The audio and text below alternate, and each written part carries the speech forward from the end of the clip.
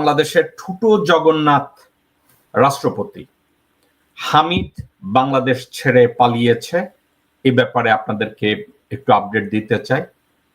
আর যে বিষয়টা নিয়ে আরেকটা আপডেট দিতে চাই, কালবেলা না বালবেলা এ ধরনের একটা পত্রিকা আছে।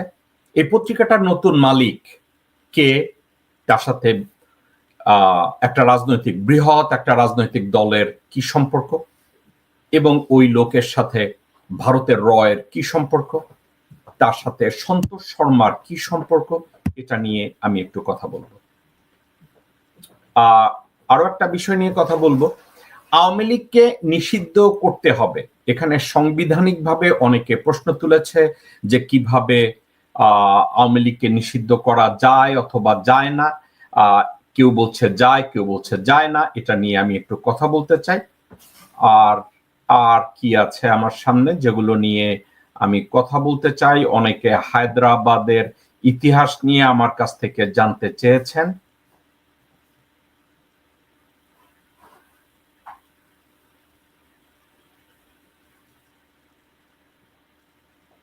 এবং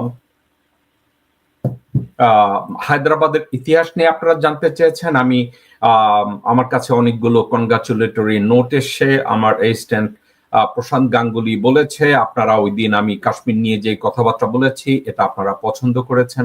এটার উপরে যদি আজকের আমি সময় পাই দেন আমি আপনাদের সাথে আমি কথা বলবো। আজকের আলোচনায় আমি আপনাদের দর্শকদের মধ্যে আপনারা যদি কেউ এসে আমার সাথে কথা বলতে চান, আমি তাদের সাথে আমি কথা বলতে ইন্টারেস্টেড হব। পাশাপাশি আমার এক শুভাকাঙ্ক্ষী, উনার এখানে আসার কথা, যদি উনি থাকেন, অ্যাভেলেবল থাকেন, উনি আগ্রহ প্রকাশ করেছেন, উনিও যদি থাকেন আমি ওনাকে নিয়ে আসব। তো দর্শকবৃন্দ, আগে কোন বিষয়টা নিয়ে আমি শুরু করার আগে আমি আপনাদের কাছ থেকে জানতে চাচ্ছি আপনারা কি সবাই আমার কথা শুনতে পাচ্ছেন কিনা। আপনারা যদি আমাকে কেউ দর্শকদের মধ্যে থেকে কেউ বলেন যে আপনারা আমার কথা ঠিক মতো শুনতে পাচ্ছেন এবং আমার ছবি ঠিক মতো দেখতে পাচ্ছেন এবং আমার ভিডিওটি ঠিক মতো চলছে, আপনারা কি কেউ একটু আমাকে জানাবেন? আমি আপনাদের অপেক্ষা করছি। আমি আপনাদের নামটা বলতে চাই। যদি কেউ আমাকে বলেন যে আমার কথা আপনারা ঠিক মতো শুনতে পাচ্ছেন, কারণ আমি যখন কথা শুরু করি অনেকেই কমপ্লেইন করেন যে অনেক সময় আপনারা আমার কথা শুনতে পাচ্ছেন না। তো আমি কার কথা বলবো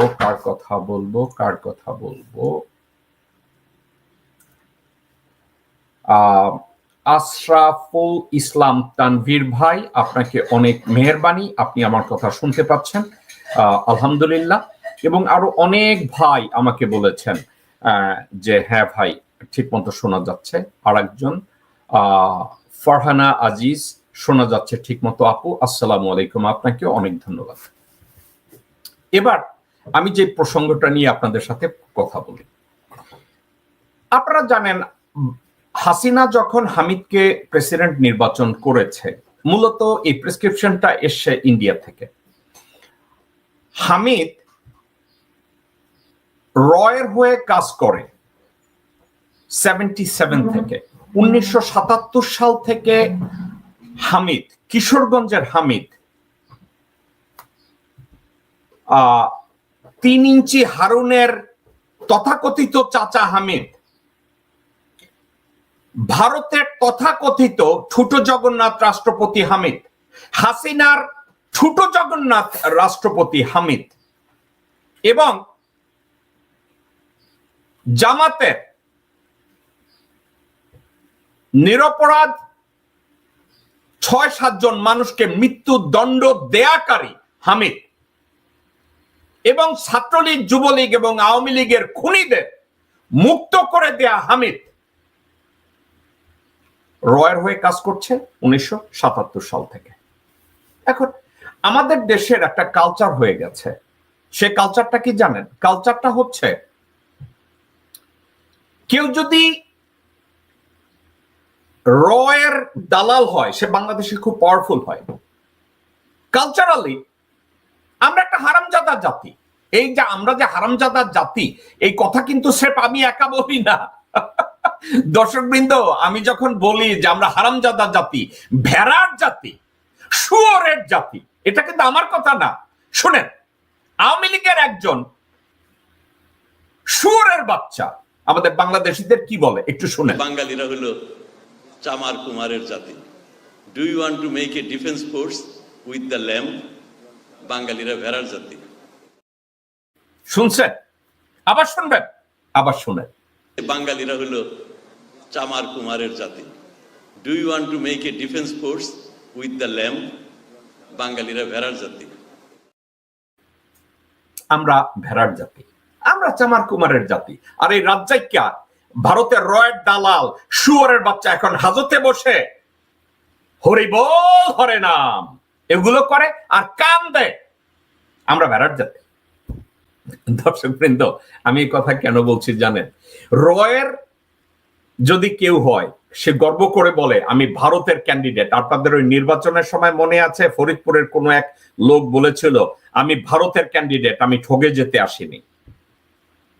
আগে এক সময় আমাদের দেশে যখন বলতো ঘটি, আপনাদের মনে আছে ক্যালকাটার এই রক্ত চোষা কিষ্টা কাইস্টা কিপটা এই লোকগুলারে দেখলে আমরা কইতাম না ঘটি।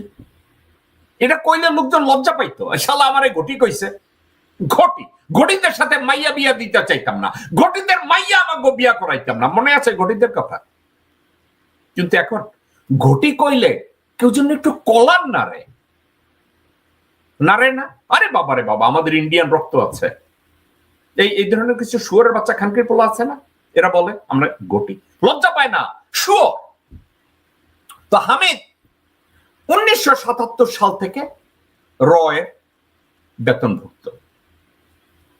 আওয়ামী লীগের যে কয়জন নেতা রয়ের বেতনভুক্ত, তারা এখন আর লজ্জা পায় না নিজেদেরকে র হিসাবে দাবি করতে। কোনো লজ্জা পায় না। কেন লজ্জা পায় না জানেন? এদের ভিতরে লজ্জা বলতে, হায়া বলতে এদের ভিতরে কোনো কিছু কাজ করে না। এখন আপনারা আমার কথা বিশ্বাস করবেন না, বিএনপির মহাসচিব মির্জা ফখরুল কি বলছেন জানেন? মির্জা ফখরুল তার কথাবার্তার নমুনা শুনেন।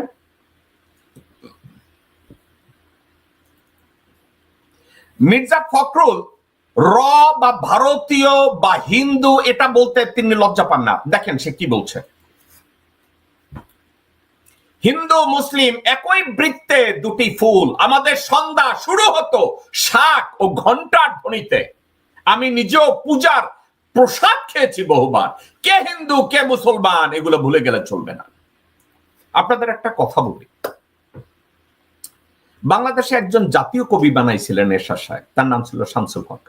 উনি শামসুর রহমান। উনি বলছিলেন সকালবেলা আজানের ধ্বনি যখন শুনি মনে হয় বেশ্যা তার কাস্টমার ডাকতেছে, আস্তাগফিরুল্লাহ আস্তাগফিরুল্লাহ আস্তাগফিরুল্লাহ। এটা শুনে আল্লামা দেলোয়ার হোসেন সাইদি উনি বলেছিলেন শামসুর রহমানের এই মন্তব্যের পরে যে তা তো শুনবাই, ফজরের সময় আজান শুই না তুমি বেশ্যার ডাকি তো মনে হবে, যার যেটা অভ্যাস ছোটকাল থেকে, যার যেটা প্র্যাকটিস। তো মির্জা ফখরুল যদি কয় তার সন্ধ্যা মাগরিবের আজান দিয়ে শুরু হইতো না, তার সন্ধ্যা শুরু হইতো শাক আর ঘন্টার ধ্বনিতে, এ তো নামাজ পড়ে নাই কোনোদিন। নামাজের ভারতের যৌথ নাগরিক, দ্বৈত নাগরিক, ভারতীয় নাগরিক, বাংলাদেশের নাগরিক, সন্ধ্যার সময় হ্যাঁ ঘরে হ্যাঁ ডুগডুগি বাজাইতো, তবলা বাজাইতো। ওখানে তো আর আল্লাহু আকবার কইয়া কেউ নামাজ পড়তো না। তার কানে তো কোরআনের ধ্বনি চাইতো না, তার কানে তো হাদিস ঢুকতো না, তার কানে ঢুকতো ওইটা। দেখুন এই হামিদ 77 সাল থেকে রয়ের দালালি করছে, এটা আওয়ামী লীগের প্রত্যেকটা লোক জানে। ওই কিশোরগঞ্জের ফজা আছে না, যে শুয়োরের বাচ্চা আজে বাজে কথা কয়, এই ফজা ফজলুর রহমান, এই হারামজাদা। আমি অনেক সময় বলি কেউ যদি দুইটা লাতি দেয় তাহলে আমি পয়সা দেব। আমার বলতে ইচ্ছা করে এই বলদের বাচ্চারা কেউ দুইটা লাতি দেয় না কেন? দুইটা যদি কেউ লাতি দেয় তাহলে তো আমি খুশি হয়ে যাই, তার একটা গিফট পাঠাইতে পারি। আচ্ছা, তো এখন এই ফজার মতো লোকজনরা বলছে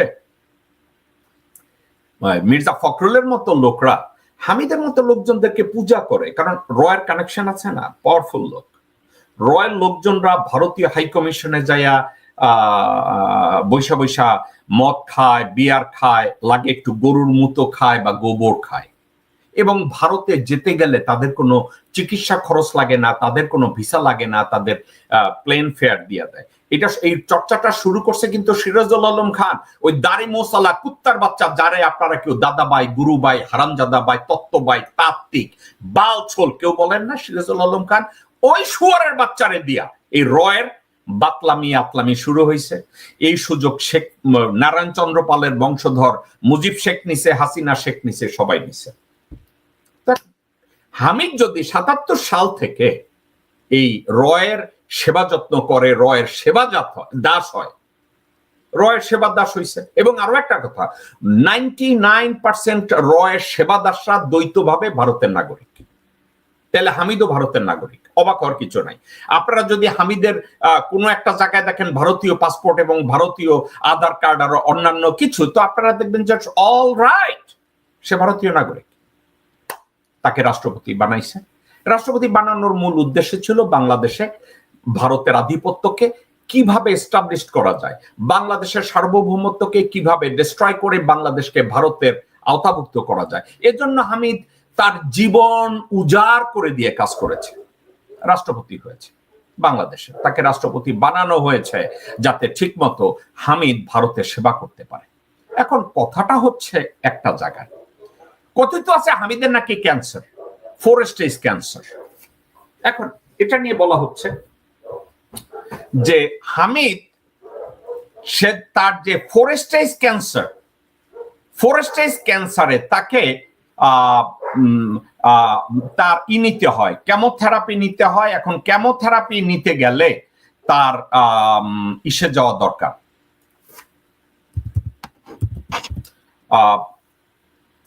কেমোথেরাপি বাংলাদেশে হবে না, এই জন্য দর্শকবৃন্দ এক সেকেন্ড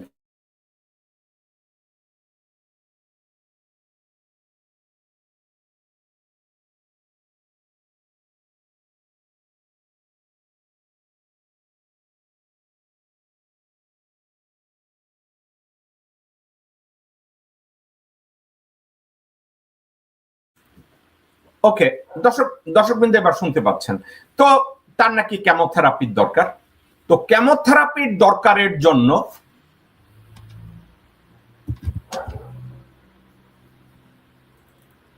তার কেমোথেরাপি দরকার, এবং কেমোথেরাপির জন্য তাকে বিদেশে নিতে হবে, বিদেশে নিয়ে তার চিকিৎসা করাতে হবে, কেমোথেরাপি দেবে। কাকে? হামিদকে রয়ের দালাল, রয়ের এজেন্ট। হামিদকে হাসিনা স্বৈরাচারের তথাকথিত রাষ্ট্রপতি, ছোট জগন্নাথ রাষ্ট্রপতি, যার কোনো ক্ষমতা ছিল না। এখন কি হয়েছে, কথাটা এসছে যে বিদেশে চিকিৎসার জন্য হামিদকে নেয়ার জন্য হামিদের শালা বাংলাদেশ জামাত ইসলামের এক নেতা, পেশাগতভাবে যিনি একজন ডাক্তার, তার নাম কর্নেল ডাক্তার জিহাদ খান। এই ব্যক্তি হামিদের শালা, জামাতের প্রার্থী জিহাদ খান, কর্নেল ডাক্তার জিহাদ খান, সে হচ্ছে হামিদের শালা।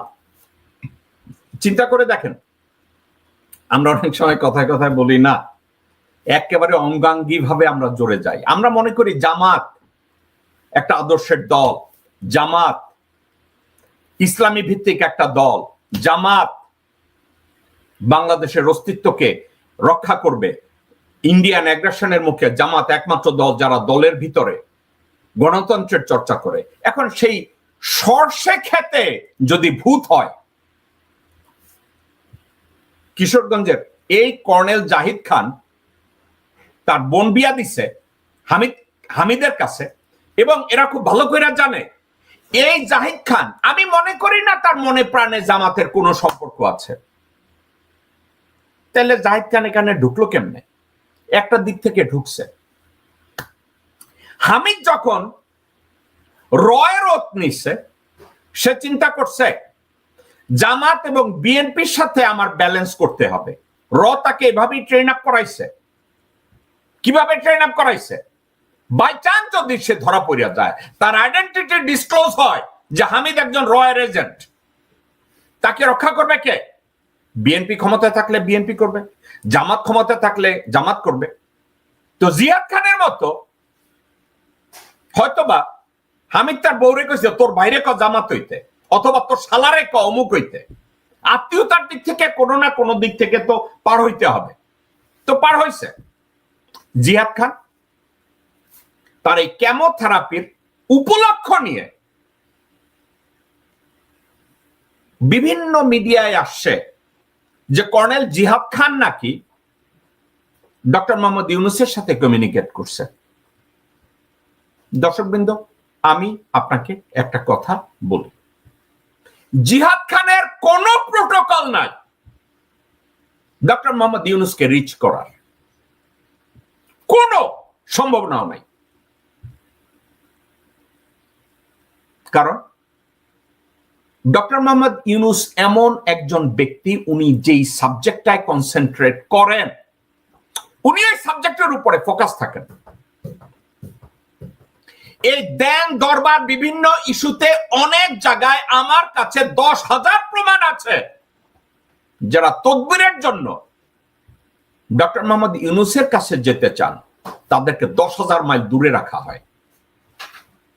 ডক্টর মোহাম্মদ ইউনূস একটা ভঙ্গুর রাষ্ট্রকে জোড়া তালির দিকে তালি লাগানোর পরিকল্পনা কি করবে, কোন জায়গায় কি করবে, এটা নিয়ে সে কাজ করছে।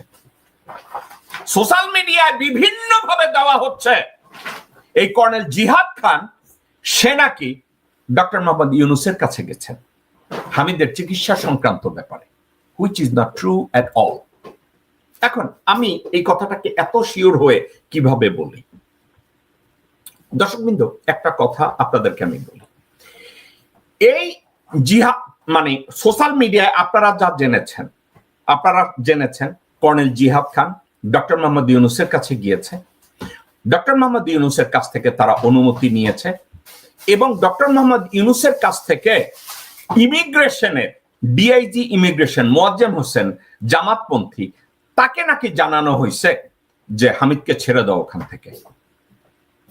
দর্শকবৃন্দ, আমার একটা কথা এবার মনোযোগ দিয়ে শুনেন। আমার এই কথাটা মনোযোগ দিয়ে যদি আপনারা শুনেন, তাইলে আপনারা বুঝতে পারবেন। প্রথমত, হামিদের বিরুদ্ধে মার্ডার কেস আছে।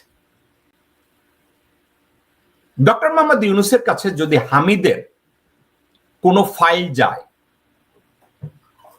যদি কোনো ফাইল যায় ডক্টর মোহাম্মদ ইউনূসের কাছে যে হামিদ চিকিৎসার জন্য যাবে, হামিদ ডক্টর মোহাম্মদ ইউনূস এমন একজন মানুষ, উনি প্রথমেই বলবেন ওনার এগেনস্টে কি কি মামলা আছে, কি কি আছে আমার সামনে একটু দেন তো, কোথাও কন্ট্রাডিক্ট করে কিনা, আমাদের ওনাকে যদি পারমিশন দেই তাহলে কোন জায়গায় কি অসুবিধা থাকতে পারে আমাকে দেন,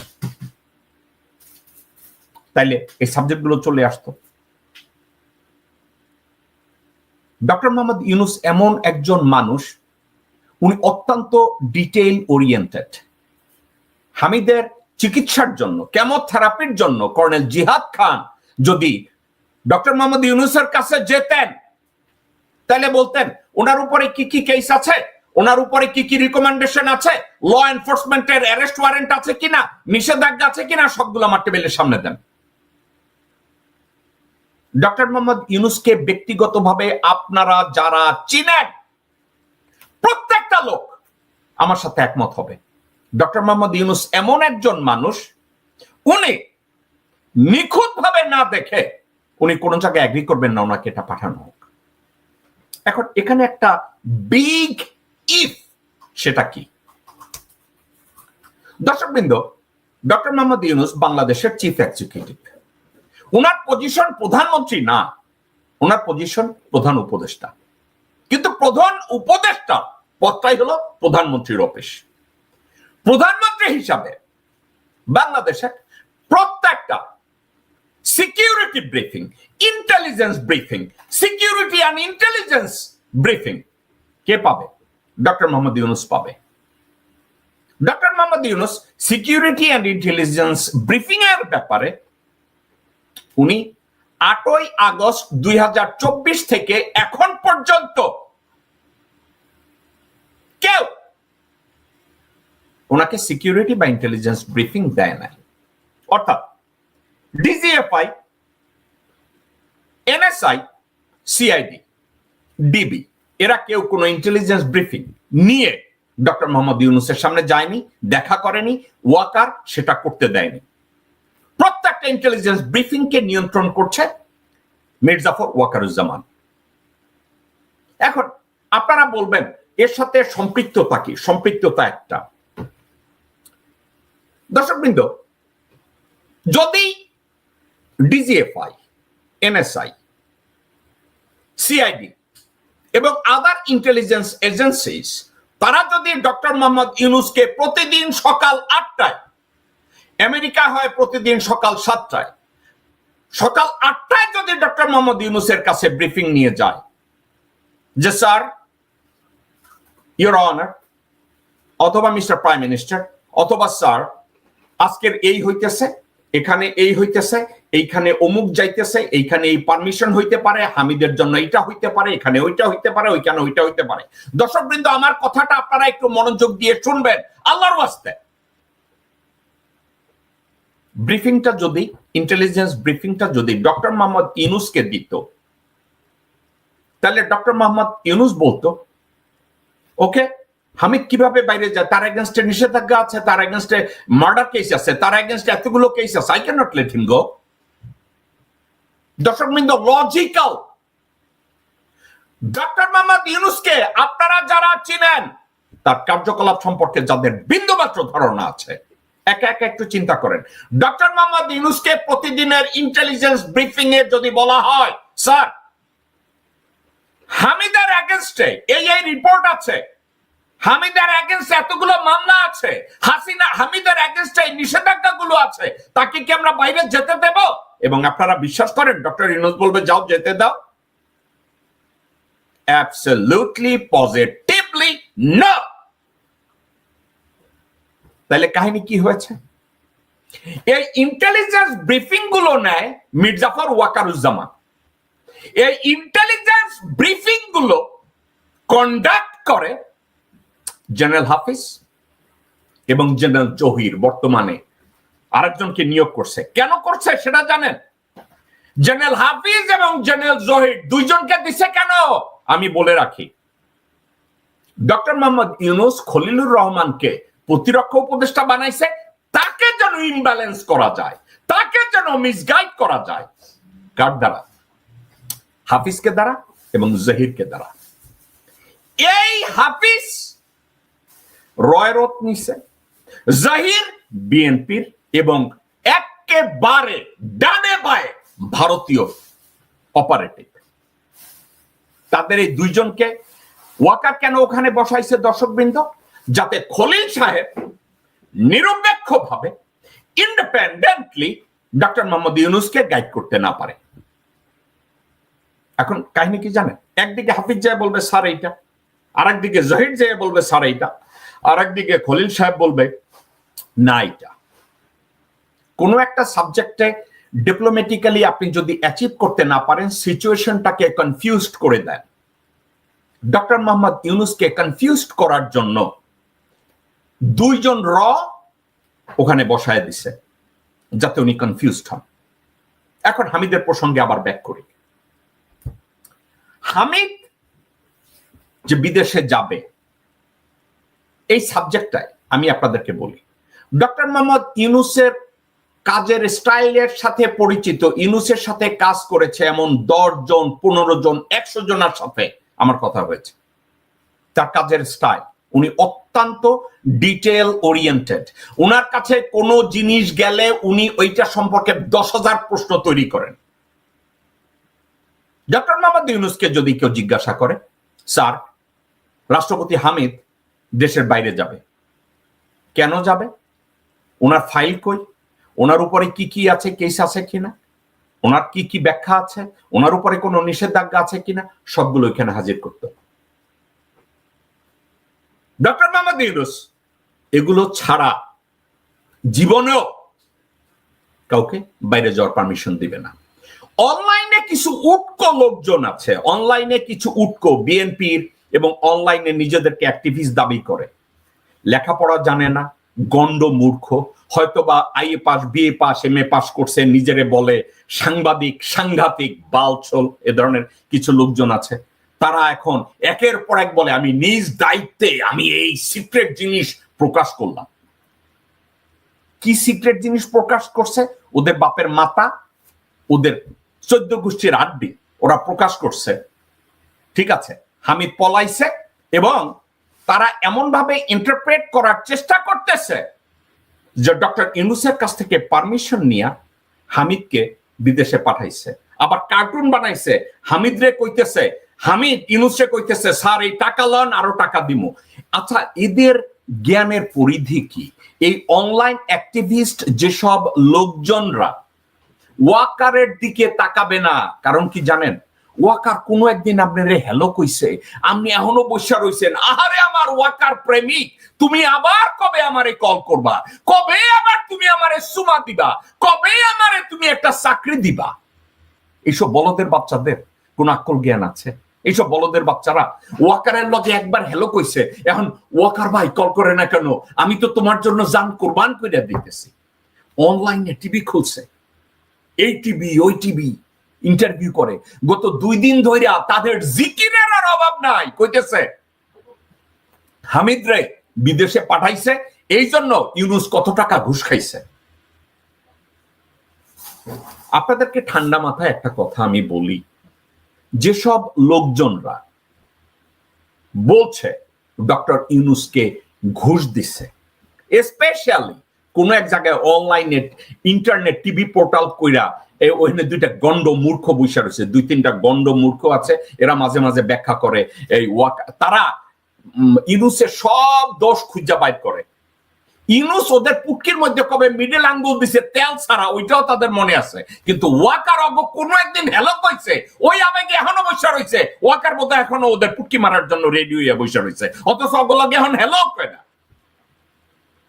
এ কথার কোনো ব্যাখ্যা আছে? মানে what is this? Are the real? আমি বলছি, এদেরকে বুঝানোর চেষ্টা করলাম যে গরুর বাচ্চা, গরু কোন এক যুগে তোদের পুটকিতে একটু ঘি লাগাইছে, তোরা বসে রয়েছিস, ওই ঘি আবার কবে আসবে? আসবে না রে বলো, বলো। ডক্টর ইউনূসের ঘুষ খাওয়ার দরকার নাই হামিদের কাছ থেকে, হ্যাঁ বিদেশের পারমিশন নিয়া। বলদের ঘরের বলদে গো, আকল জ্ঞান কবে হবে? এই শুয়োরেরা কবে বুঝবে? শুয়োর শ্রেণীর হারামজাদা বলে হামিদের কাছ থেকে নাকি ডক্টর ইউনূস পয়সা খাইছে। এখন আসল কাহিনীটা হইছে এই, ইন্টেলিজেন্স ব্রিফিং টোটাল পারমিশনটা আসছে কার কাছ থেকে?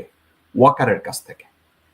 ওয়াকার নিজে রয়্যাল লোক, ওয়াকার নিজে ভারতীয় এজেন্ট, ওয়াকার নিজে হাসিনার কেয়ার করে, ইন্ডিয়ার কেয়ার করে। এখন হামিদদের দেশের বাইরে পাঠাইতে হইব, ওয়াকার কি করবে? শুধু আসিফ নজরুলের কল করে কইবে, চাকর বেড়া বেড়া নজরুল তুই অরে পাড়ায় দে। আর বেড়া নজরুলের কথাবার্তার ধরন দেখছেন?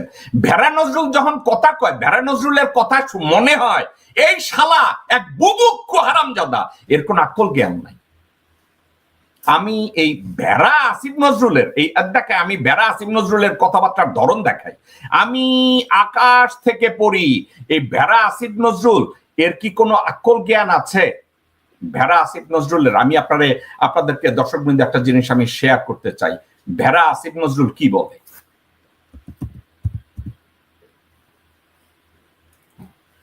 এই ভেড়া আসিফ নজরুল এমন ভাবে বুভুক্ষ, আমাদের মানে কোন এক জায়গায় আমাদের বাংলাদেশের কোন একটা অঞ্চলে বলে, কোন হাঁস যদি 10 দিন খাবার না পায়, হঠাৎ করে একদিন যদি খাবার পাইয়া বসে। আসিফ নজরুল লেখাপড়া করছে, একটা লেখাপড়া জানা মানুষ, কিন্তু হয়েছে কি জানেন? লেখাপড়া জানিও তো মানুষ প্রস্টিটিউট হয়, যেমন রাজ্জাক হয়েছে না? আসিফ নজরুলের কথার ধরনটা শুনেন। আসিফ নজরুল যদি কখনো বলে যে আমি যদি কখনো সুযোগ পাই বাংলাদেশের মানুষের খেদমত করার, আমি সারাদিন জনগণকে খুশি করার জন্য আমি কাজ করব। দর্শক বৃন্দ, আমি তো এই কথাই বললাম, আমার যদি কোনোদিন সুযোগ হয় বাংলাদেশের মানুষের সেবা করা, জান পরাণ দিয়ে আমি সেবা করব। কিন্তু আসিফ নজরুলের কথা বলার ধরন দেখেন, একজন ভণ্ড, মুনাফিক, ফাসিক, লোভী, ক্ষমতা লোভী কিভাবে কথা বলে দেখেন। হায় আল্লাহ, আমার খালি মনে হয় আমি যদি কোনোদিন কোনো মন্ত্রণালয় বা কোনো দেশ পরিচালনার দায়িত্ব পেতাম, আমি জানি না আমি চেঞ্জ হবো নাকি ভবিষ্যতে, বা যদি পেতাম, জীবন দিয়ে কাজ করতাম খালি মানুষের হৃদয় জয় করার জন্য। মানুষের হৃদয় জয় করা মানে আল্লাহর হৃদয় জয় করা। তো যাই হোক, এগুলি মনে হয় এই হজের 1 বছর পূর্তি হবে। আচ্ছা, মানুষের বানোয়াট কথা শুনতে গেলে হায় আল্লাহ, যদি কখনো সুযোগ হয় আমি জনগণের জন্য বিছানায় লম্বইয়া শুয়ে থাকতাম, মনে হয় না? আবার শুনেন এই ভণ্ডের কথাটা, আবার শুনেন।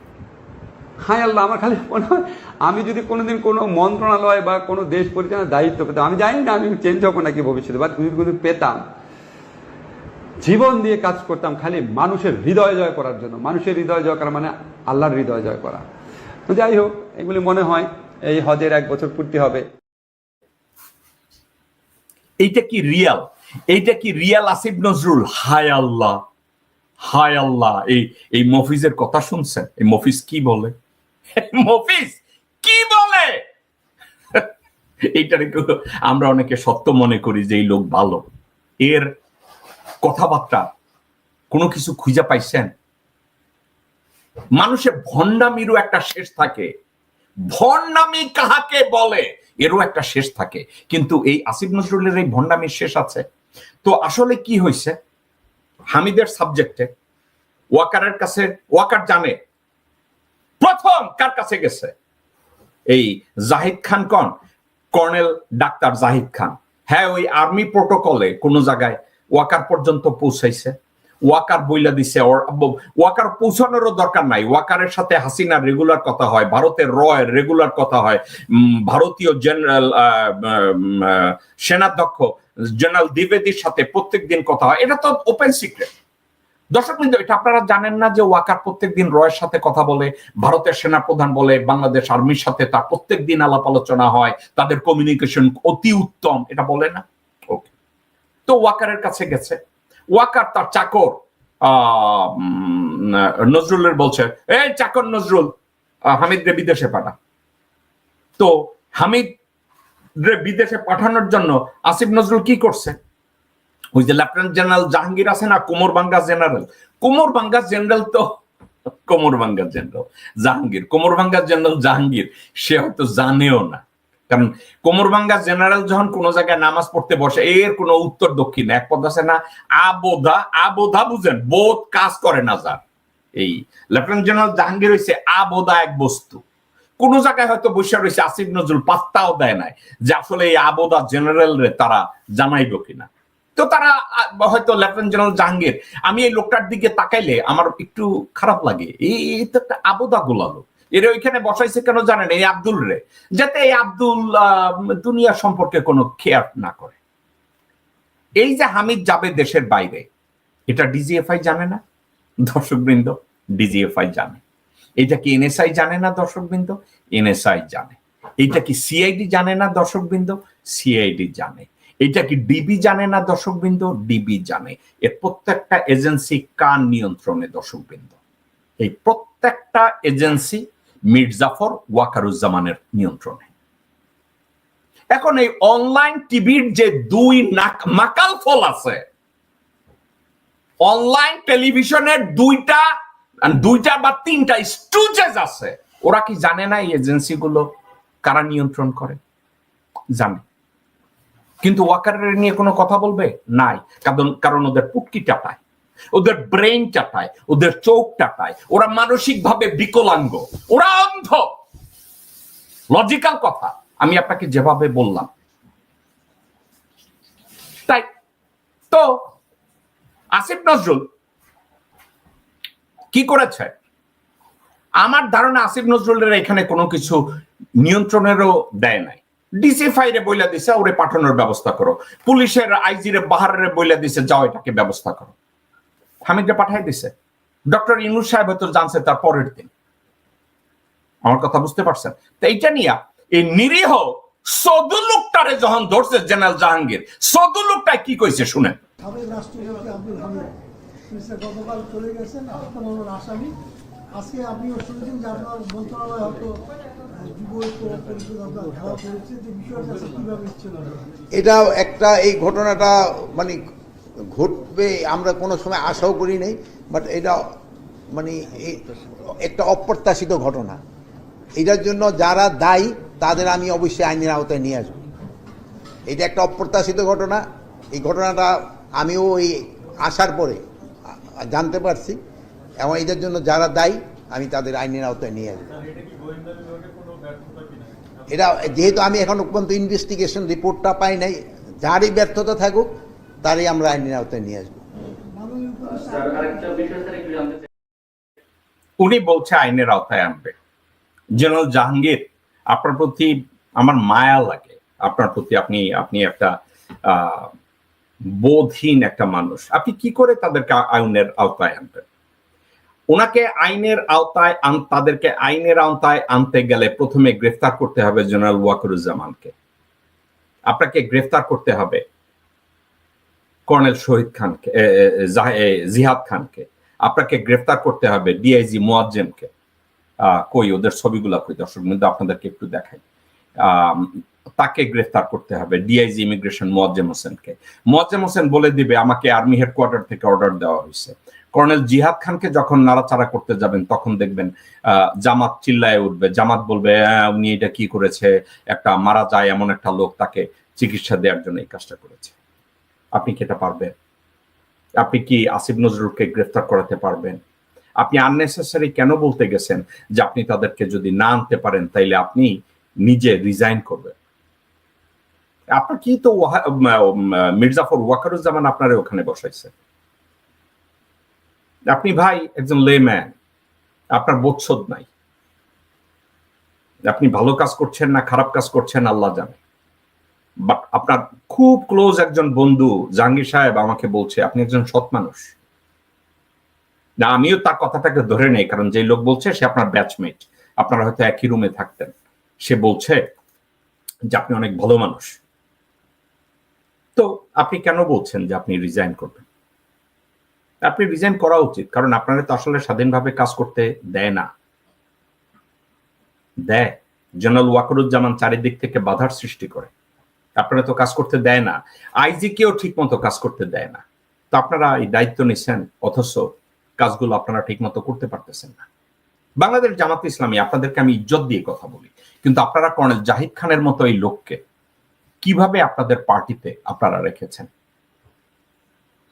এখন সার্বিকভাবে আমি বিষয়টাকে কনক্লুড করব। আমি 40 মিনিট এই হামিদের বিষয়টা নিয়ে আপনাদের সামনে কথা বলছি। 40 মিনিট কথায় একটা জিনিস আপনাদেরকে আমি বোঝাতে সক্ষম হয়েছি কিনা এটা আপনারা চিন্তা করে দেখবেন। বাংলাদেশের কোনো মানুষ বাইরে যাবে কি যাবে না, কোনো জায়গায়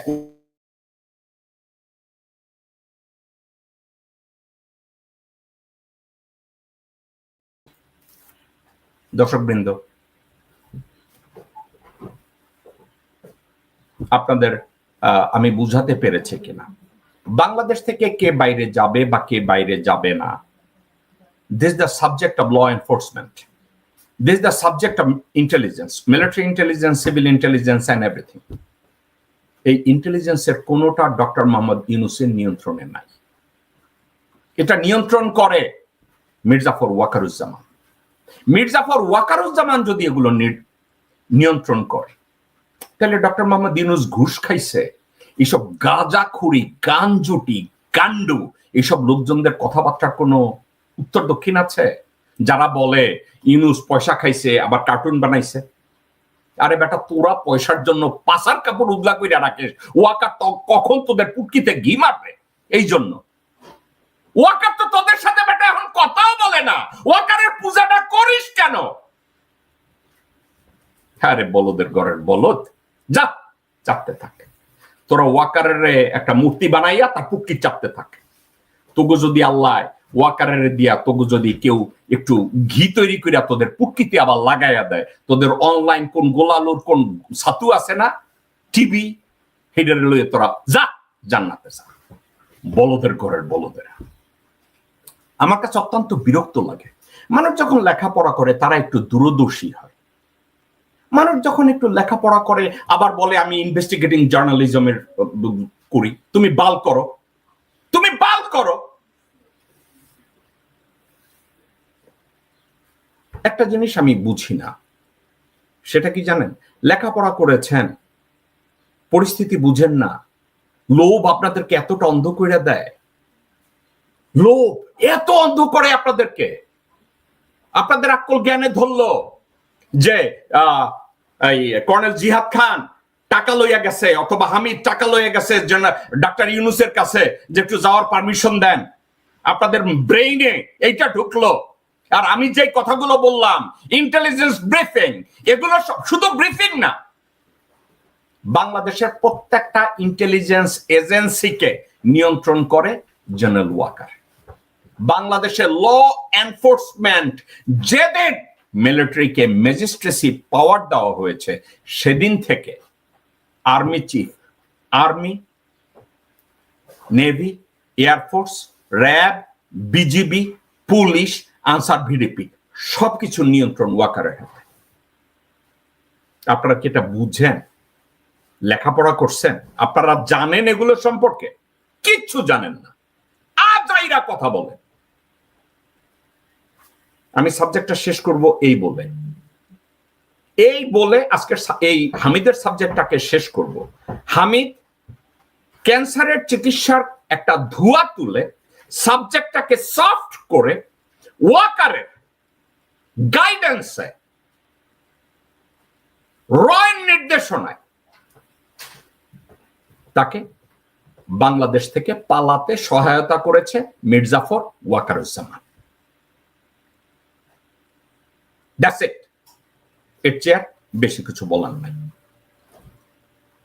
এবার দ্বিতীয় একটা প্রসঙ্গে আপনাদের সাথে আসি। দ্বিতীয় প্রসঙ্গটায় আসলে আপনাদের সাথে আমি যে বিষয়টা নিয়ে কথা বলতে চাচ্ছিলাম সেটা হচ্ছে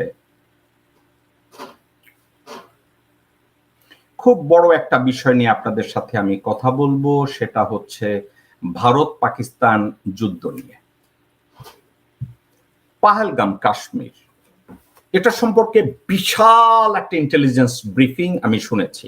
ওয়াশিংটনে গিয়েছিলাম, ডিসিতে গিয়েছিলাম, স্টেট ডিপার্টমেন্টে গিয়েছিলাম, এগুলো নিয়ে অনেক কথাবার্তা শুনেছি। সেখানে কয়েকটা সাবজেক্ট আমার সামনে এসছে। পেহেলগামে আমি রিপোর্টে পড়ি এবং আপনাদেরকে আমি ব্যাখ্যা করি। The attackers came out of the wood in a scenic picnic spot. গাছ গাছালিতে একটা ভরা চারিদিকে জঙ্গলের মতো, বাগানের মতো একটা পিকনিক স্পট পেহেলগাম কাশ্মীর। ওখান থেকে অ্যাটাকাররা বাইরে আসছে, এসে ওখানকার 26 জন মানুষকে তারা খুন করছে। এখন ওখানে যে 26 জন মানুষকে খুন করছে, ইন্ডিয়ান মিডিয়া এটাকে ব্যাখ্যা করতে চাইছে যে তারা হিন্দু লোকজনদেরকে টেনে টেনে খুন করেছে। এখন মজার কথা শুনেন, যে গ্রুপটা ওখানে পিকনিক করতে গেছিল সবাই ছিল হিন্দু। ইন্ডিয়ান বুজরুকিটা কি আপনারা বুঝছেন? বুর্জুকিটা আপনারা বুঝেন? বুর্জুকিটা হলো ওখানে তারা বলছে অ্যাটাকাররা ইচ্ছাকৃতভাবে হিন্দুদের বেছে বেছে খুন করেছে। একটা কঠিন জিনিস আপনাদেরকে বুঝাতে চাচ্ছি, ওখানে যারা ছিল সবাই ছিল হিন্দু, তাহলে হিন্দুদের বাছা হইল কি করে? খেয়াল করছেন? আমেরিকানদের বোঝানো হয়েছে যে হিন্দুদের বেছে বেছে পেহেলগাম কাশ্মীরে খুন করা হয়েছে, কিন্তু মজার কথা হয়েছে ওখানে যারা গেছিল পিকনিকে সবাই ছিল হিন্দু, তাহলে হিন্দুদের বাঁচলো কোথায়?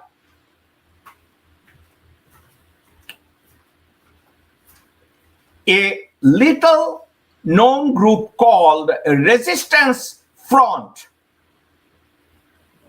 একটা গ্রুপ, এরা লস্করি তাইবাও না, জায়েশে মোহাম্মদও না, তারপরে হিজবুত তাহরিরও না, একটা রেজিস্ট্যান্স গ্রুপ তারা ক্লেম করছে। এবং যারা ক্লেম করছে তারা বলেও নাই যে আমরা we are located based in Pakistan, এটা বলেও নাই। The Indian government says that the group was a front for a broader terrorist apparatus that has operated out of Pakistan. এটা ইন্ডিয়ান গভর্নমেন্ট কইছে যেটা একটা জঙ্গি সংগঠন যারা পাকিস্তানে লোকেটেড। কিন্তু পাকিস্তান গভর্নমেন্ট যেদিন অ্যাটাক হয়েছে তার আগের থেকেই তারা আগে এবং পরের থেকে বলে আসছে Pakistan has rejected those claims. Here is what that Pakistan says: none of the group or the attacker, the way they identified the government of Pakistan, has nothing to do with them. Pakistan বলছে অ্যাটাকারদের সাথে আমাদের কোনো কিছু নাই। এখন পাকিস্তানে দুই তিনটা জঙ্গি সংগঠন যাদেরকে ইন্ডিয়া সবসময় টেররিস্ট অর্গানাইজেশন বলে এবং ভারতের অভ্যন্তরে তারা অ্যাটাক করেছে। একটা নাম হচ্ছে লস্কর-ই-তাইবা, which was founded in 1980s, 1980 সালে তারা এই সংগঠনটা তৈরি করছে, has long been suspected of masterminding from Pakistan some of the worst terrorist attack in India. It was added to the UN sanctions list in 2005. অর্থাৎ লস্কর-ই-তাইবাকে 2005 সালে জাতিসংঘ কর্তৃক টেররিস্ট অর্গানাইজেশন হিসাবে তাদেরকে ডেজিগনেট করা হয়েছে। One of the deadliest attack the group orchestrated was 2008 slaughter in Mumbai. 2008 সালে মুম্বাইতে যে টেররিস্ট টেররিস্ট অ্যাটাক হয়েছে, ওই অ্যাটাকটার নেতৃত্ব দিয়েছিল লস্কর-ই-তাইবা।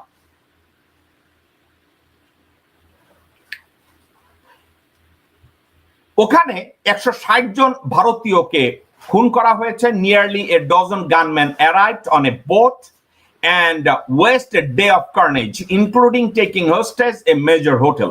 One of the attacker was captured alive. ওই 2008 সালে লস্কর-ই-তাইবা যখন বোম্বে এই অ্যাটাকটা করে, 160 জন ইন্ডিয়ানকে স্লটার করে, কোনো অ্যাটাকারকে, অনেক অ্যাটাকার মারা গেছে কিন্তু একজনকে জীবিত ধরছে। দর্শকবৃন্দ, পাকিস্তান, বাংলাদেশ এবং ইন্ডিয়ার মতো দেশে যখন একটা লোককে গ্রেফতার করা হয়, আপনাদের মনে আছে না ডিবি হারুন বা ডিবির লোকজনরা যখন কাউকে রিমান্ডে নেয়, রিমান্ডে নেয়ার পরে তাদের কি অবস্থা হয়? ওই নতুন যে সমন্বয়ক আছে নাহিদ ইসলাম, তারে জিজ্ঞাসা কইরা দেখেন তাদের সাথে কি করে। তো লস্কর-ই-তাইবার যেই লোকটাকে ইন্ডিয়া অ্যারেস্ট করছে তাকে মৃত প্রায়, তারে জাহান্নাম বানাইয়া তার মুখ থেকে বের করছে। হাসিনা যেমন ক্যাপ্টেন মাজেদরে কইছে তোমার জীবন ভিক্ষা দেব, শুধু বলো জিয়া মুজিব হত্যায় জড়িত ছিল। আপনারা এটা একটা অন্য একটা কাহিনী, এটা নিয়ে আপনাদেরকে আরেকদিন আমি কথা বলবো। ক্যাপ্টেন মাজেদরে যে মেরে ফেলছিল হাসিনা, ক্যাপ্টেন মাজেদরে ভারত থেকে বাংলাদেশে আইনা কি করছে আপনারা জানেন? মাজেদরে বলছে তোমারে আমরা মুক্তি দিব, তুমি শুধু মুখ থেকে বলো যে জিয়া মুজিব হত্যায় জড়িত ছিল। মাজেদকে এমন শারীরিক মানসিক নির্যাতন করছে, এই নির্যাতন করার পরে ক্যাপ্টেন মাজেদ বলতে বাধ্য হয়েছে যে শেখ মুজিব অ্যাসাসিনেশনে জিয়াউর রহমান একটা রোল প্লে করছে। ঠিক লস্কর-ই-তাইবার যেই একটা লোককে গ্রেফতার করছে ভারত, তাকে অত্যাচার করতে করতে এক পর্যায়ে তার মুখ থেকে বের করছে যে এই অ্যাটাকের সাথে পাকিস্তান রাষ্ট্র হিসাবে জড়িত। যার মুখ থেকে এই কথাটা বের করছে তাকে 2012 সালে মৃত্যুদণ্ড তার কার্যকর করছে। Pakistan has confirmed Lashkar-e-Taiba links to a past violence in India, but says that the group was outlawed and disbanded long ago. The group's founder, Lashkar-e-Taiba, যে তৈরি করছে, যার দ্বারা স্থাপন করা হয়েছে, তার নাম হয়েছে হাফিজ সাইদ। হাফিজ সাইদ নামে একজন ইসলামিস্ট ফ্যানাটিক, তার দ্বারা লস্কর-ই-তাইবা তৈরি হয়েছে। এই হাফিজ সাইদ মুম্বাই অ্যাটাকের পরেই তাকে পাকিস্তান গভর্নমেন্ট গ্রেফতার করছে, লস্কর-ই-তাইবাকে পাকিস্তান থেকে ব্যান করছে তাকে ডিটেনশনে পাঠাইছে। এটা গেল কে? লস্করে তাইবা। এখন এই লস্করে তাইবা কাশ্মীরের পাহেলগামে যায় নাই, পাহেলগামে যাইয়া ওখানে কোনো অ্যাটাকও করে না লস্করে তাইবা। এখন আসেন দ্বিতীয় একটা গ্রুপ যারা ওই অঞ্চলে কাজ করে। ওখানে আরেকটা পার্টি আছে, আরেকটা গ্রুপ আছে। এই গ্রুপটার ফাউন্ডার হলো মাসুদ আজহার। এর নাম হলো মাসুদ আজহার। তার সংগঠনটার নাম হলো জায়েশ-ই-মোহাম্মদ, জায়েশ-ই-মোহাম্মদ।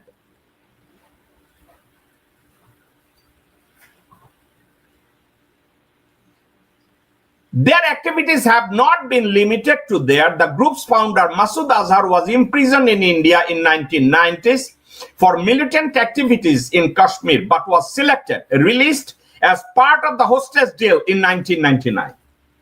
এই মাসুদ আজহার একসময় ইন্ডিয়ায় গ্রেফতার হয়েছে।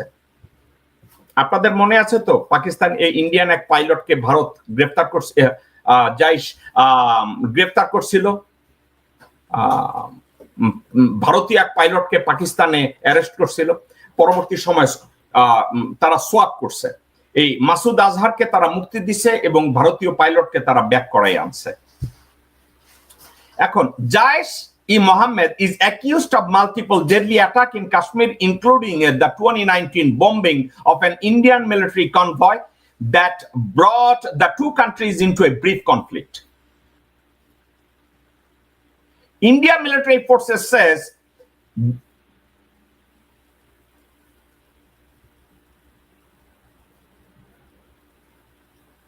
it was also behind a deadly attack on the Indian parliament in 2001. Indian military forces says that they struck 9 locations. Okay, that's a different news. Okay.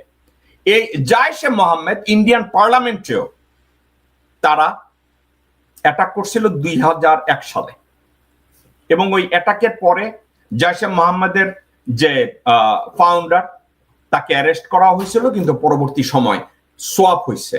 বন্দি বিনিময় চুক্তিতে তারা পাকিস্তানে দিয়ে দিছে এই ফাউন্ডারকে। ওনার নাম কি ভদ্রলোকের?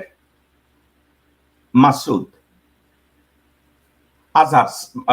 তার নাম হলো আজহার, মাসুদ আজহার। মাসুদ আজহার হলো জাইশ-ই-মোহাম্মদের ফাউন্ডার। তাকে ফেরত দিছে পাকিস্তানে এবং ইন্ডিয়ার 2 জন পাইলট ওখানে অ্যারেস্ট হয়েছিল অ্যাটাক করতে গিয়ে, তাদেরকে ব্যাক করায় দিছে। হাওয়েভার এখন জাইশ-ই-মোহাম্মদ অথবা লস্করে তাইবা অথবা হিজবুত তাহরির এদের কেউ কাশ্মীরের পেহেলগামে অ্যাটাক করতে যায় নাই। কে গেছে?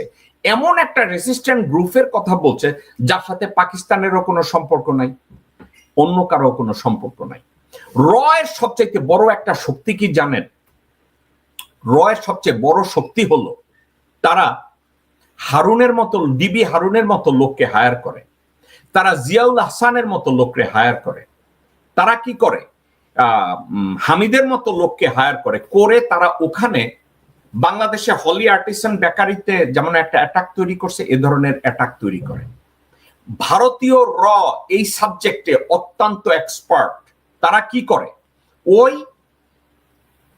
জঙ্গি অ্যাটাকটা করে তারা জাস্টিফাই করে। যেমন বাংলাদেশে হাসিনা তো ক্ষমতায় আছেই, তাহলে 2013-তে তাদের এই হলি আর্টিসানে অর্থাৎ 2016-তে এই অ্যাটাকটা করার দরকার কি ছিল? কি ছিল? পশ্চিমা বিশ্বে এটা প্রচার করার জন্য যে মুসলমান জঙ্গিরা বাংলাদেশ টেক ওভার করতেছে, যার জন্য ওখানে হাসিনার কন্টিনিউয়ান্স জরুরি।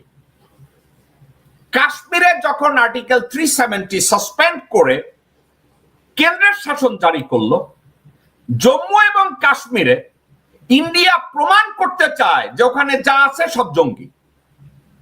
এখন এই জঙ্গিদের থামানোর জন্য ভারতীয় যে কোনো মিলিটারি অ্যাগ্রেশন জরুরি।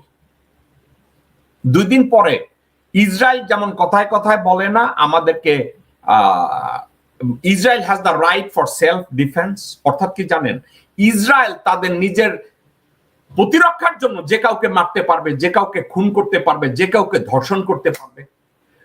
এই জিকিরটা ইন্ডিয়া তোলার চেষ্টা করতেছে। কোন জিকির? যে কোনো কাশ্মীরিকে খুন করতে পারবে ভারতের অস্তিত্ব রক্ষার্থে, যে কোনো পাঞ্জাবিকে খুন করতে পারবে ভারতের সেলফ ডিফেন্সের জন্য, যে কোনো বাংলাদেশিদের খুন করতে পারবে তাদের প্রতিরক্ষার জন্য। এ ধরনের একটা ন্যারেটিভ এস্টাবলিশ করার চেষ্টা করছে বহুদিন ধরে। এখন গত কয়েকদিনে, এই যে গতকালকে তার আগে ভারতের ক্যালকাটায় রিপাবলিক টিভি না বাল টিভি নামের কোনো একটা টিভি আছে, তারা কথায় কথায় তারা বলে ভারতের পাকিস্তানের প্রধানমন্ত্রী তার ঘর ছেড়ে পালায়া গেছে, ওখানে বোম্বিং করছে, এই ধরনের কথাবার্তা বলে, যেগুলো ভুয়া, যার কোনো অস্তিত্ব নাই। ওকে, এখন আজকের কয়েক ঘন্টা আগে Indian military forces says they had struck in 9 locations in Pakistan in their operation early on Wednesday morning, including facilities associated with 2 terrorist outfit.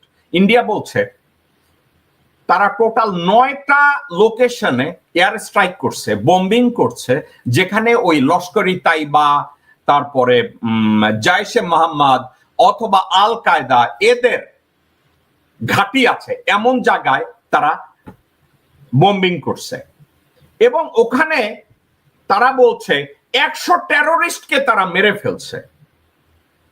মজার কথা, আমেরিকান ইন্টেলিজেন্স এবং আমেরিকান স্যাটেলাইট থেকে তারা বলছে পাকিস্তানের টোটাল হতাহতের সংখ্যা 31। এবং ইন্ডিয়া যেসব জায়গায় হিট করছে বলছে যে এখানে জঙ্গিদের ঘাঁটি ছিল না, যে ঘাঁটিগুলোতে অ্যাটাক করছে ওইখানে গত 6-7 মাস 1 বছরে কোনো লোকজনই যায় না। এটারে বলে অ্যাবান্ডন প্রপার্টি। তো তারা অ্যাটাক করছে, ইন্ডিয়ানরা অ্যাটাক করছে অ্যাবান্ডন প্রপার্টিতে। ওখানে তারা যা করছে তারা বলছে যে আমরা 100 টেরোরিস্টে মারছি, কিন্তু পাকিস্তান এবং বিশ্বের মিডিয়া অন্যান্য লোকজনরা যারা ওখানে অন দ্য গ্রাউন্ড সাংবাদিক আছে তারা বলছে টোটাল 31 জনকে মারছে। একটা কথা ওখানে লেখা আছে, it was clear that many of the strike had hit facilities associate with the 2 terrorist group, but none of them confirmed that those properties are abandoned property. এখন in Bhaulpur in Punjab, Pakistan's most populous province, Bhaulpur, Punjab, সবচেয়ে জনবহুল একটা জায়গা, ওখানেও strike করছে। ঠিক আছে, a town about 25 miles from Pakistani capital, একটা বিল্ডিং কমপ্লেক্সে হিট করছে যেখানে বলা হয়েছে এটা লস্করি তাইবার হেডকোয়ার্টার। মজার ব্যাপার, 2019 সালে পাকিস্তান মিলিটারি ওই লস্করি তাইবার যেটা বলছে হেডকোয়ার্টার, সেখান থেকে তাদেরকে ব্যান করার পরে ওটা গভর্নমেন্টের নিয়ন্ত্রণাধীন একটা মিলিটারি ইনস্টলেশন, ওখানে লস্করি তাইবার কোন অস্তিত্ব তারা কেউ খুঁজে পায় নাই। 4 other sites targeted were said to be small seminaries and mosque. 4টা মসজিদ এবং মাদ্রাসার উপরে ইন্ডিয়া স্ট্রাইক করছে। এখন ইন্ডিয়া এটার ব্যাপারে তাদের অনেক সফলতার গান গাইছে। ইন্ডিয়া বলছে আমরা মাইরা ফেলাইছি, এই করছি সেই করছি। এবার আসেন পাকিস্তান কি করছে। এই ক্লেমগুলো পাকিস্তান করে নাই, ভারতের মিলিটারি মুখপাত্র বলছে যে পাকিস্তান 36টা স্থান সিলেক্ট করেছে ভারতের মধ্যে। এই 36টা জায়গায় পাকিস্তান ড্রোন অ্যাটাক করছে।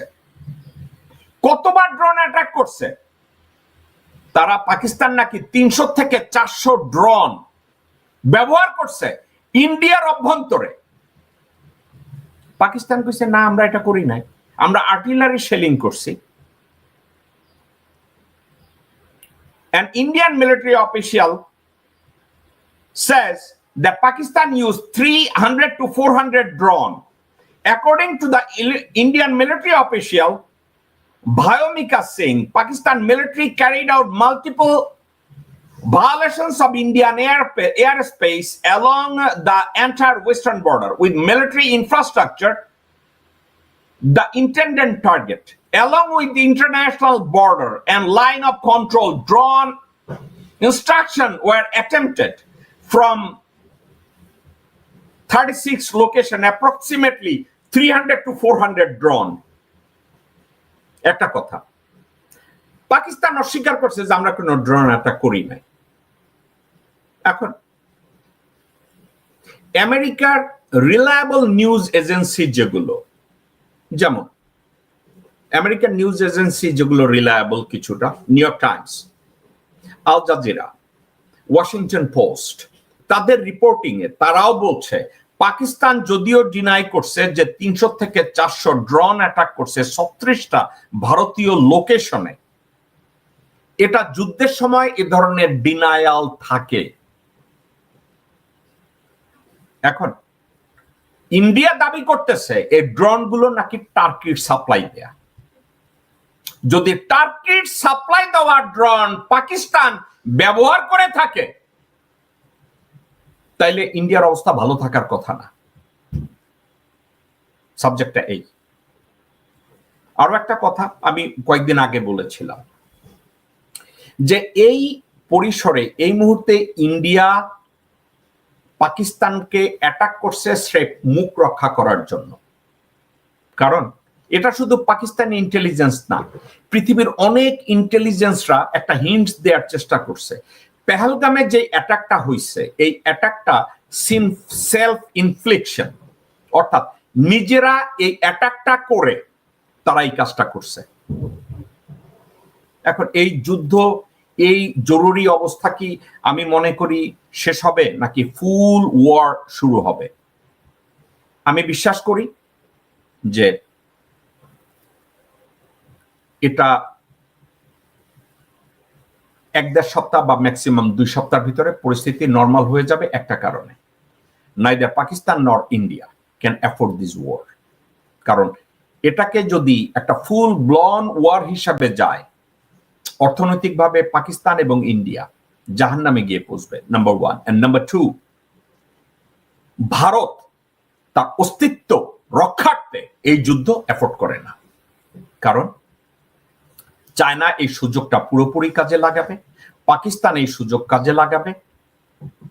মধ্য থেকে বাংলাদেশ কিছু একটা করবে আমি তা বলছি না, বলতাম এখানে যদি মির্জাফর ওয়াকারুজ্জামানের জায়গায় অন্য একজন জেনারেল বসা থাকতো আমি অন্য একটা কথা বলতাম। কিন্তু ওয়াকারুজ্জামান যদি আর্মি চিফ থাকে তাইলে সে ভারতের বিরুদ্ধে কিছু করার মতো হ্যাডাম বা যোগ্যতা এটা নাই। কারণ ওয়াকার তার পুরা শরীরের যতটা পশম আছে প্রত্যেকটা পশম ভারতের কাছে কৃতজ্ঞ, প্রত্যেকটা পশম হাসিনা মাগির কাছে কৃতজ্ঞ। তো এখন এই বিষয়টায় আপডেট আজকের পর্যন্ত যা আমি আপনাদেরকে দিলাম, সাবজেক্টটা এই। পাকিস্তান ফায়ার করতেছে, ইন্ডিয়া ফায়ার করতেছে, এখানে ফুল ব্লোন ওয়ার। এটা এখন পর্যন্ত যায় নাই। একটা কথা, ভারত অনেক ইনভেস্ট করেছে, তারা ইতিমধ্যে অনেক খরচের মধ্যে পড়েছে। তারা F-16 ফাইটার ব্যবহার করছে, রাফাল ফাইটার ইউজ করছে, তাদের বিমানগুলো একটার পর একটা বিধ্বস্ত হইতেছে। আর পাকিস্তান সোফার ইউজ করতেছে লং রেঞ্জ মিসাইল এবং আর্টিলারি গান তারা ব্যবহার করতেছে, পাশাপাশি তারা ড্রোন ব্যবহার করতেছে। আমি আপনাদেরকে দর্শকবৃন্দ বোঝার জন্য বলি, সেটা হচ্ছে এই মিলিটারি অপারেশনে ইন্ডিয়া যদি খরচ করে থাকে 10 টাকা, ভারত খরচ যদি করে 10 টাকা, পাকিস্তান তাদের অপারেশনে এ যাবৎকাল খরচ করছে 2 টাকা। হতাহত কে বেশি কে কম এই সাবজেক্টে আমি না যাই।